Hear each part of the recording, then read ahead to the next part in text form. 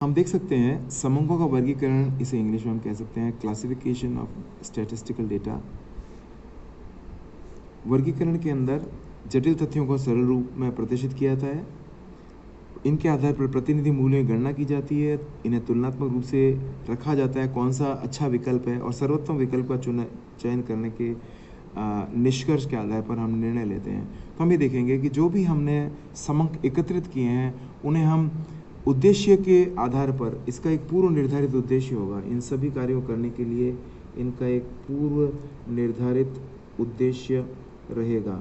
इस पूर्व निर्धारित उद्देश्य के आधार पर हम क्या करेंगे कि इन्हें समयानुसार या स्थानानुसार या गुणा के आधार पर या आर्थिक आधार पर, सामाजिक आधार पर, सामरिक आधार पर, चिकित्सकीय आधार पर, जैसा भी हमें हमारे उद्देश्य के अनुरूप चाहिएगा, उसके आधार पर हम इनका वर्गीकरण कर लेंगे। हम देखेंगे समय के आधार पर हम अगर समंकों का वर्गीकरण करें तो इन्हें काल में बांटा जा सकता है। जैसे किसी वित्तीय वर्ष में बांटा जा सकता है, ईयर 2020, 2021, 21-22, इस तरह से हम ये देख सकते हैं। या मासिक आधार पर या ऋतु के आधार पर दे सकते हैं, सर्दी, गर्मी, बरसात के आधार पर हम इसको बांट सकते हैं, या पाक्षिक आधार पर भी हम बांट सकते हैं इसको। तो आंकड़ों को, समंकों को हम जब तुलना के लिए मासिक तुलना की जाती है, इनको महीने के आधार बांटा जाएगा। वर्षों की तुलना की जाएगी, जैसे किसी कंपनी के फाइनल अकाउंट की अगर तुलना करनी है तो वित्तीय वर्ष फाइनेंशियल मार्च से लेकर के अप्रैल से लेकर मार्च तक लेना पड़ेगा। अप्रैल 19 से मार्च 20, अप्रैल 20 से मार्च 21। तो इस तरह से वित्तीय वर्षों की हम अध्ययन करने में सक्षम होंगे। इसी हिसाब से स्थान के आधार पर भी हम समंकों का वर्गीकरण कर सकते हैं, जो भौगोलिक स्थिति के ऊपर निर्भर करेंगे। उष्ण तापीय जो है स्थानों के आधार पर शीत समतापीय की तुलना करनी पड़ेगी, जहाँ गर्मी ज़्यादा पड़ती है, गर्मी कम पड़ती है, जहाँ बर्फ़ गिरती है। इनके आधार पर भी किसी वस्तु की बिक्री को अगर देखना हो तो हम देख सकते हैं कि उनका हमें समंकों का वर्गीकरण भौगोलिक आधार पर करना पड़ेगा। इस हिसाब से हम देखते हैं कि शहर में रहने वाले और ग्रामीण लोगों के परिवेश के आधार पर भी हम समंकों का वर्गीकरण कर सकते हैं। गुण के आधार पर हम देख सकते हैं कि जो शक्तिशाली है, निर्बल है, अगर इनकी तुलना करनी हो, उनके खान पान का अध्ययन करना हो, तो उसके आधार पर हम गुणों के आधार पर समूह का वर्गीकरण करेंगे। कुशल और अकुशल के आधार पर भी हम इनका वर्गीकरण कर सकते हैं। किसी श्रमिक को अगर मजदूरी देनी है तो उनको कुशल और अकुशल के दो भागों में बांटा जा सकता है। आर्थिक आधार पर हमें निर्णय लेने हो तो आर्थिक आधार पर करदाता, यदि कर देने वाले हैं, आयकर दाता या गैर आयकर दाता, इनके बीच में हमको देखना पड़ेगा। या धनी है या निर्धन है, इनके ऊपर टैक्स की अगर रेट लगानी है तो किस हिसाब से लगाई जा सकती है। सब्सिडी देनी है, सब्सिडी कितनी देनी है, निर्धनों को कितना देना है, रेट ऑफ इंटरेस्ट अगर लगाना है तो धनी के लिए कितना लगाना है, निर्धनों के लिए कितना लगाना है। इनके अध्ययन का विषय अगर होगा तो हमें समंकों को आर्थिक आधार पर इन पैरामीटर्स, इन बेसिस के ऊपर हमको उनको वर्गीकृत करना होगा। सामाजिक आधार के ऊपर अगर हमें निर्णय लेना हो तो हमें देखना पड़ेगा शिक्षित और अशिक्षित लोगों के बारे में हमको हम समंकों को वर्गीकृत कर सकते हैं। रोजगार युक्त या बेरोजगारों के ऊपर हमें दो भागों में बांटा जा सकता है। खिलाड़ी और जो नियमित रूप से खेलने वाले, नियमित रूप से ना खेलने वाले, इनके बारे में भी हम जो है समंकों को वर्गीकृत कर सकते हैं।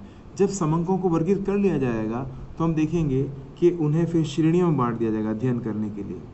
जब हम निर्णय निकालने के लिए जाएंगे, निर्णय निकालने का प्रयास करेंगे, तो हमें उस श्रेणी को बांटना पड़ेगा। सबसे पहला है इंडिविजुअल सीरीज, व्यक्तिगत श्रेणी।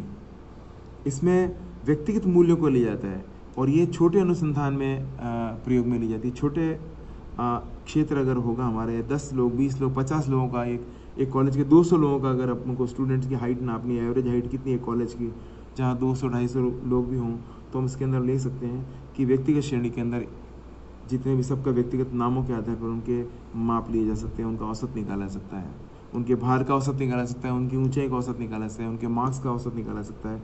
इस तरह से इसे व्यक्तिगत श्रेणी कहा जाएगा। पर जैसे जैसे क्षेत्र बड़ा होता चला जाता है तो व्यक्तिगत से फिर हम खंडित श्रेणी में चले जाते हैं, जिसमें जैसे किसी की हाइट 4 फुट है, 4.5 फुट है, 5 फुट है, 5.5 फुट है, 6 फुट है, 6.5 फुट है। तो इन सब के सामने जितने नंबर ऑफ स्टूडेंट्स होते हैं उनके सामने हम उनको लिखते चले जाते हैं। या किसी आय के आधार पर लिख सकते हैं कि किसी 1000 कमाने वाले कितने हैं, 2000 कमाने वाले कितने हैं, 3000 कमाने वाले कितने हैं। तो इस तरह से इन श्रेणी की जो फ्रीक्वेंसी सामने आ जाएगी तो हम लिख देंगे 1000 कमाने वाले, 2000 कमाने वाले कितने लोग हैं, 3000 कमाने वाले कितने हुए हैं। तो ये तो मूल्य हो जाएगा, और इसको कमाने वाले लोग कितने हैं उसको हम आवृत्ति बोलेंगे, फ्रीक्वेंसी। 1000 कमाने वाले मान लीजिए 100 लोग हैं, 2000 कमाने वाले 150 लोग हैं, और 3000 कमाने वाले हम देखते हैं कि 120 लोग हैं। तो इस तरह से कुल लोगों को हम पता लगा लें, कुल कितने लोग हैं, इनकी आवृत्ति से पता लगेगा, और ये ऐसी श्रेणी खंडित श्रेणी कहलाती है।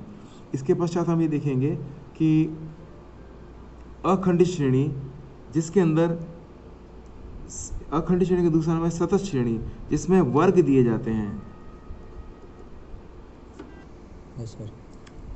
अखंडित श्रेणी का दूसरा नाम है सतत श्रेणी, इंग्लिश में इसे कंटिन्यूस सीरीज बोलते हैं। कंटिन्यूस सीरीज और खंडित श्रेणी डिस्क्रीट सीरीज में अंतर क्या है, यहाँ पे 1000 से सीधा मूल्य 2000 पे आता है, इसके बीच के मूल्य 1500 या 1100 कोई स्थान नहीं है। तो ऐसी दशा में हम अखंडित श्रेणी की रचना करते हैं, जहाँ इससे भी ज़्यादा बड़ा क्षेत्र अध्ययन का होता है। तो हम इसको लिख सकते हैं 1000 से 2000 के बीच में कितने हैं, 2000 से 3000 के बीच में कितने लोग हैं, और 3000 से 4000 के बीच में कितने लोग हैं। तो ये हमारा मूल्य हो जाते हैं, और इनकी आवृत्तियाँ जो होती है हम यहाँ पे इनके बीच में दिखा सकते हैं कि 1000 से 2000 के बीच में 100 लोग थे, 2000 से 3000 के बीच में 110 लोग थे, और 3000 से 4000 के बीच में 90 लोग थे। तो कुल कितने लोग थे हम दिखा सकते हैं, कुल यहाँ पे 300 लोग थे। ये हमारी आवृत्तियों का योग हो जाएगा। और इस तरह से हम ये देखते हैं कि जो हमने एरिया ऑफ स्टडी लिया है उनको हमने वर्गीकृत किया है। वर्गीकृत करने के पश्चात में उसकी श्रेणी में उनको हमने रूपांतरित कर लिया है, ताकि हम सीधे अब हमारे स्टैटिस्टिकल टूल्स जो हैं हमारे पास, वो हम इनको लगा सकें, और वो हम प्रतिनिधि मूल्य ज्ञात कर सकें जो हमारे निर्णय में सहायक हो। आगे हम अगली वीडियो में और देखेंगे कि व्यक्तिगत श्रेणी, खंडित श्रेणी और अखंडित श्रेणी या सतत श्रेणी की रचना किस प्रकार होती है। Thank you so much.